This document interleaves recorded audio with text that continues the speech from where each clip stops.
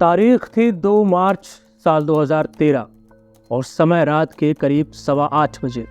उत्तर प्रदेश के प्रतापगढ़ जिले के बलीपुर गांव में एक ऐसा कांड होता है जिससे पूरे उत्तर प्रदेश में हड़कंप मच जाता है। डिप्टी एसपी जिया उल हक को पुलिस वालों के बीच से घसीट कर पीटा जाता है और फिर गोली मार दी जाती है। ये कहानी है एक ताकतवर राजा की, खोखले हो चुके सिस्टम की, देश के सबसे बड़ी एजेंसी की नाकामी की और न्याय के मंदिर में दीमक लगी चौखट की। कहानी थोड़ी लंबी है, जरा ध्यान से सुनिएगा, क्योंकि अपनी ड्यूटी निभाने की कीमत अपनी मौत से चुकाने वाले जिया उल हक की रूह 10 सालों के बाद भी इंसाफ के इंतजार में है। उत्तर प्रदेश के प्रतापगढ़ जिले में आने वाली भदरी रियासत के राजा उदय प्रताप सिंह के घर साल 1967 में पैदा हुए रघुराज प्रताप सिंह उर्फ राजा भैया कुंडा विधानसभा से लगातार 7 बार के विधायक। प्रतापगढ़ में जिला पंचायत अध्यक्ष से लेकर ब्लॉक प्रमुख और प्रधान तक वही बनता है जिस पर राजा की कृपा होती है। जमीन का विवाद हो या पारिवारिक झगड़ा, लोग थाने जाने की बजाय राजा के दरबार में जाते हैं। राजा ने जो फैसला सुना दिया वही मान्य हो जाता है। अपने समर्थकों के बीच में रॉबिन हुड की छवि रखने वाले राजा भैया की दबंगई के तमाम किस्से हैं, लेकिन ये किस्सा ऐसा है जिसके लिखे का रंग बार बार गहरा हो जाता है। डिप्टी एसपी जिया उल हक हत्याकांड में राजा भैया का किरदार आरोपों के घेरे में है। यह घटना तब हुई जब उत्तर प्रदेश की सत्ता अखिलेश यादव के हाथ में थी और इस सरकार का हिस्सा थे राजा भैया। दरअसल राजा भैया के इलाके कुंडा के बलीपुर गांव में एक जमीन का विवाद था। गांव के प्रधान नन्हेलाल यादव ने एक जमीन खरीदी थी जिस पर कामता प्रसाद नाम के एक व्यक्ति का मालिकाना दावा था। कामता सिंह के सपोर्ट में था गुड्डू सिंह, जिसे राजा भैया का करीबी बताया जाता है। इसी गुड्डू सिंह और प्रधान नन्हेलाल यादव के बीच में प्रधानी के चुनाव के बाद से 36 का आंकड़ा चल रहा था। स्थानीय पुलिस और उसके बाद हुई सीबीआई जांच में जो कहानी सामने आई है उसके मुताबिक 2 मार्च 2013 के दिन प्रधान नन्हे यादव और कामता प्रसाद पाल के बीच जमीन के मसले को निपटाने के लिए एक पंचायत हो रही थी। एक दूसरे को कागज दिखाकर दावा किया जा रहा था कि जमीन पर मेरा अधिकार है। पंचायत के बीच विवाद बढ़ा, एक दूसरे को गालियां दी जाने लगी। बैठक में कामता पटेल के बेटे अजय और विजय भी मौजूद थे। इसी बीच विजय ने पिस्टल निकाली और प्रधान नन्हे यादव को गोली मार दी। प्रधान को गोली मारने के बाद गांव में आग की तरह फैली। आरोपी मौके से फरार हो गए। नन्हे को लेकर लोग अस्पताल पहुंचे, जहां उसे मृत घोषित कर दिया गया। इसके बाद तोड़फोड़, आगजनी और लोगों में बढ़ते आक्रोश के बीच प्रधान का शव बिना पोस्टमार्टम के बलीपुर गांव पहुंच गया। प्रधान के समर्थकों ने कामता पाल के घर में आग लगा दी।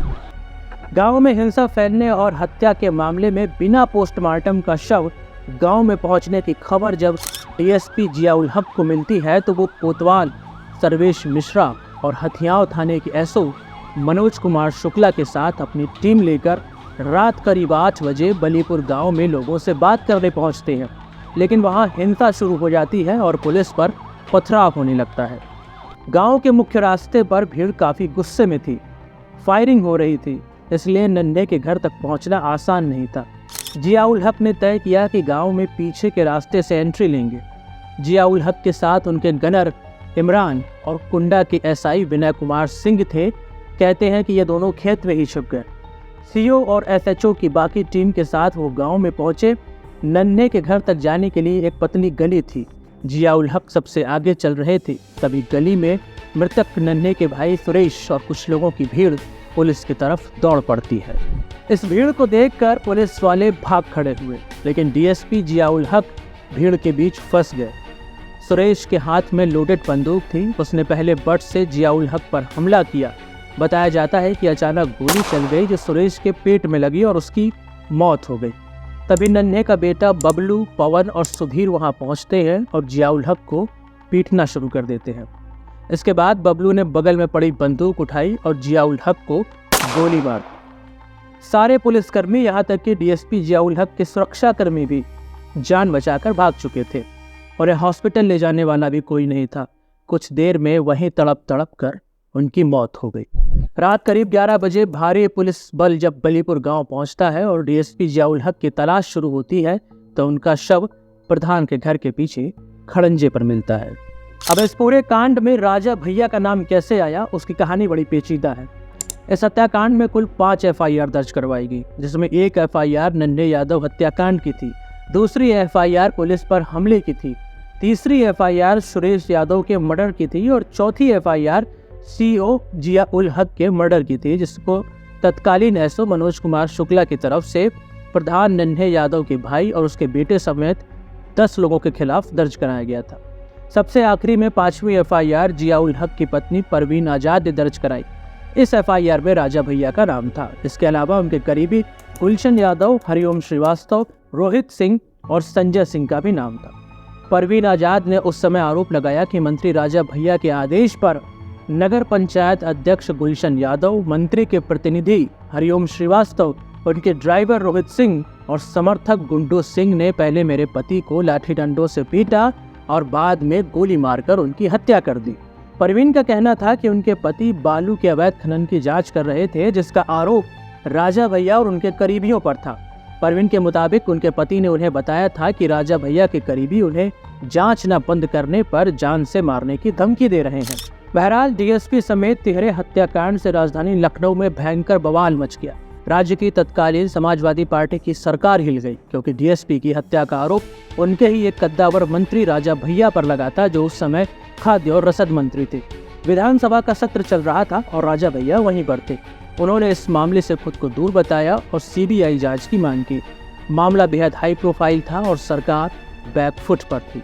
अगले दिन यानी 4 मार्च को राजा भैया ने इस्तीफा दे दिया और जिया उल हक को गांव में छोड़कर भागने वाले एसएचओ समेत 8 पुलिसकर्मियों को सस्पेंड कर दिया गया। इसके बाद सरकार ने इस केस को सीबीआई को सौंप दिया। सीबीआई ने जांच शुरू की। प्रधान नन्हे यादव को गोली मारने वाले विजय पाल और उसके भाई अजय को गिरफ्तार किया। इसके बाद जिया उल हक पर गोली चलाने वाले मृतक प्रधान के बेटे बबलू यादव, पवन यादव, फूलचंद यादव और मंजीत यादव को डीएसपी के मर्डर के केस में अरेस्ट कर लिया गया। लेकिन असली चुनौती डीएसपी की पत्नी परवीन आजाद के आरोपों की जांच थी, जिसमें उन्होंने राजा भैया को हत्या की साजिश रचने वाला बताया था। सीबीआई ने राजा भैया से लंबी पूछताछ की और उनके साथियों का पॉलीग्राफ और लाई डिटेक्टर टेस्ट करवाया, ऐसा सीबीआई का वर्जन है। 1 अगस्त 2013 को सीबीआई ने बयान जारी करते हुए कहा कि राजा भैया और उनके साथ के 4 करीबियों का जिया उल हक हत्याकांड से कोई संबंध नहीं है, इसलिए हम इनके खिलाफ केस नहीं चला सकते। जिस वक्त ये हत्याकांड हुआ उस वक्त राजा भैया, गुड्डू सिंह, रोहित सिंह लखनऊ में थे और गुलशन यादव और हरिओम श्रीवास्तव कुंडा में थे। सीबीआई ने केस खारिज कर दिया और कुल मिलाकर राजा भैया को इस मामले से क्लीन चिट मिल गई। डीएसपी की पत्नी परवीन आजाद सीबीआई के इस फैसले से संतुष्ट नहीं थी। उन्होंने इस फैसले को चैलेंज किया और जुलाई 2014 में सीबीआई की विशेष कोर्ट ने इस क्लोजर रिपोर्ट को खारिज कर दिया। जज श्रद्धा तिवारी ने कहा कि अफसरों ने इस मामले में कई तथ्यों को ध्यान में नहीं रखा है। जांच के नाम पर सिर्फ खानापूर्ति हुई है और इसकी जांच दोबारा की जानी चाहिए। अब सवाल है कि डीएसपी की पत्नी परवीन ने किस आधार पर इसे चैलेंज किया और क्यों उन्हें लगता था कि राजा भैया ने उनके पति की हत्या करवाई।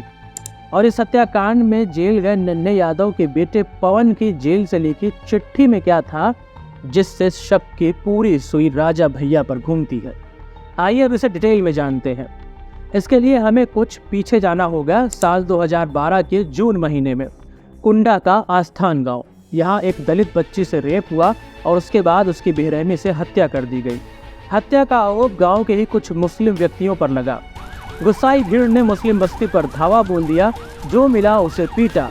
अंसारी समुदाय के 46 घरों को आग के हवाले कर दिया गया और पुलिस ने किसी तरह स्थिति पर काबू पाया। तो इसके बाद राजनीति शुरू हो गई। इस मामले की जांच पहले सीओ खलीकुज्जमा ने की, उसके बाद उनका ट्रांसफर हो गया तो ये जांच जिया उल हक को सौंप दी गई। घर जलाने के मामले में जिन लोगों का नाम आया वो राजा भैया के करीबी थे। सीओ की पत्नी परवीन इसी आधार पर कहती हैं कि उनके पति ने जब उन लोगों के खिलाफ कार्रवाई की तो वो राजा की नज़र में चुभ गए। परवीन इसी घटना को बलीपुर गांव से जोड़ते हुए राजा को अपने पति की हत्या के मामले में आरोपी बताती हैं। इसके अलावा बालू खनन वाली बात जो मैंने पहले कही है वो भी एक आधार था। इसको लेकर परवीन राजा भैया को दोषी मानती हैं। इसी कहानी में एक ट्विस्ट तब आता है जब जेल में बंद आरोपी पवन यादव ने साल 2016 में ही जेल से मृतक डीएसपी परवीन आजाद को 3 पन्ने की एक चिट्ठी भेजी। इस चिट्ठी में उसने दावा किया कि जिया उल हक की हत्या राजा भैया के पुराने मैनेजर और शूटर नन्हे सिंह ने की थी। जिस वक्त जिया उल हक को गोली मारी गई उस वक्त वो खड़े थे और उसके बाद उन्हें सड़क पर लिटाया गया। यह हत्या राजा भैया के इशारे पर हुई। चिट्ठी में दावा किया गया कि जांच कर रही सीबीआई के लिए राजा के समर्थक शराब और मीट की व्यवस्था करते हैं, हर जरूरी सुविधाएं देते हैं। इन लोगों को पूछताछ के नाम पर सीबीआई दिन भर बैठाई रहती है और शाम को घर भेज देती है। इस चिट्ठी के मिलने के बाद परवीन ने इसे आधार बनाया और इलाहाबाद हाईकोर्ट में जांच की मांग की। कोर्ट ने टिप्पणी करते हुए कहा कि परवीन अफवाहों पर बात कर रही हैं। हाईकोर्ट ने सीबीआई की क्लोजर रिपोर्ट को मान्यता दे दी और यह सब दिसंबर 2022 में हुआ। इसके बाद परवीन जो है हाईकोर्ट की जांच से संतुष्ट नहीं हुई और वो इस फैसले के खिलाफ सुप्रीम कोर्ट में गई। इस मामले में कुछ और बेहद महत्वपूर्ण लूप होल्स हैं जिन्हें जांच में इग्नोर किया गया है। एबीपी न्यूज ने इसे प्रमुखता से उठाया है और वरिष्ठ पत्रकार अभिषेक उपाध्याय ने सोशल मीडिया पर शेयर भी किया है और इसके दस्तावेज सुप्रीम कोर्ट में दाखिल किए गए हैं जो सीबीआई की जांच पर सवाल उठा रहे हैं। इन लूप होल्स के मुताबिक सीबीआई ने केवल 3 महीने के भीतर चार्जशीट दाखिल कर दी। सीबीआई ने इस दौरान परवीन आजाद द्वारा आरोपी बनाए गए किसी भी आरोपी की भूमिका की जांच नहीं की। इस चार्जशीट को दाखिल करने के केवल 1.5 महीने के अंदर ही इस मामले में सप्लीमेंट्री और फाइनल रिपोर्ट दोनों एक ही दिन 1 अगस्त 2013 को दाखिल कर दी गई। सीबीआई ने 2 लोगों सुरेश यादव और बबलू यादव को जिया उल हक की हत्या में मुख्य आरोपी बताया। इसमें सुरेश यादव की मृत्यु जिया उल हक के मर्डर की जगह पर ही हो गई थी। ये उसी डबल बैरल गन से हुई थी जिससे वह जिया उल हक को मार रहा था। उसकी मौत के बाद यह गन जमीन पर गिरी और 2 टुकड़ों में टूट गई। और खास बात यह है कि इस हथियार पर उसके फिंगरप्रिंट भी नहीं मिले। जबकि दूसरा आरोपी बबलू यादव जेल से रिहा होने के बाद 10 मार्च 2017 को जेल से रिहा होने के बाद रहस्यमयी परिस्थितियों में एक रोड एक्सीडेंट में मारा जाता है। बबलू यादव के रिश्तेदार सुधीर यादव ने इस मामले में रायबरेली के ऊंचाहार थाने में एक एफआईआर दर्ज कराई जिसमें रघुराज प्रताप सिंह राजा भैया, अक्षय प्रताप सिंह और कुछ अन्य को आरोपी बनाया गया। सीबीआई ने 36 की विटनेस के बयान ही रिकॉर्ड नहीं किए और इसके बिना ही अपनी क्लोजर रिपोर्ट और सप्लीमेंट्री फाइनल रिपोर्ट दाखिल कर दी। सीबीआई ने 3 महत्वपूर्ण महकमों के गवाहों के बयान उनकी मौजूदगी और जांच में भूमिका के बावजूद दर्ज नहीं किए। इसमें पुलिस अधिकारी, साइंटिफिक ऑफिसर, जिला अस्पताल प्रतापगढ़ के अधिकारी और एसबीआई कुंडा का स्टाफ भी शामिल था। सीबीआई ने अर्जुन पटेल PW28 की मां का बयान भी नहीं लिया जो कि एक आई विटनेस थी। इसके अलावा सीबीआई ने मौके पर मौजूद एसओ मनोज कुमार शुक्ला का नन्हे यादव के मर्डर में बयान रिकॉर्ड किया, मगर जिया उल हक के मर्डर में उनका बयान रिकॉर्ड नहीं किया गया। बड़ी बात यह है कि इस केस के primary witness number 7 Shamsher Bahadur Singh के बयान के मुताबिक मनोज कुमार शुक्ला की पोस्टिंग मर्डर के सिर्फ 1 हफ्ते पहले ही वहां की गई थी। PW23 सीताराम सरोज जो कि जिया उल हक का ड्राइवर था, उसकी नियुक्ति मर्डर के सिर्फ 5 दिन पहले की गई थी। ऐसे में यह जांच का बेहद अहम हिस्सा था। चार्जशीट में शामिल जिया उल हक की CDR के सारे पेज मौजूद नहीं थे, मगर इस अहम तथ्य की भी अनदेखी की गई। हैरानी की बात यह है कि हथियाओं के एसओ मनोज शुक्ला, जिसने खुद FIR दर्ज की और जिया उल हक को प्रधान नन्हे यादव की हत्या की जानकारी दी, उनका बयान तक नहीं लिया गया। इसके साथ ही दूसरे पुलिस अधिकारियों जैसे तत्कालीन कुंडा के SHO सर्वेश कुमार मिश्रा, SSI विनय कुमार सिंह जो हत्या के वक्त जिया उल हक के साथ मौजूद थे, उनके बयान भी दर्ज नहीं किए गए। खास बात ये रही कि सीबीआई ने केवल राजा भैया का पॉलीग्राफ टेस्ट कराया, लेकिन इस मामले में किसी भी अन्य आरोपी का ये टेस्ट नहीं कराया गया और राजा भैया को इस मामले में क्लीन चिट दे दी गई।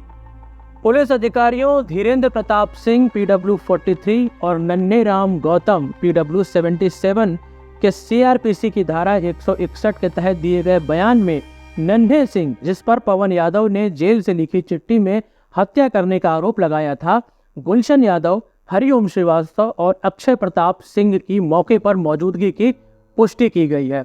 इन्हीं तथ्यों पर सुप्रीम कोर्ट ने जिया उल हक हत्याकांड पर टिप्पणी करते हुए कहा कि सीबीआई ने उनसे जुड़े तथ्यों की ठीक से जांच नहीं की है।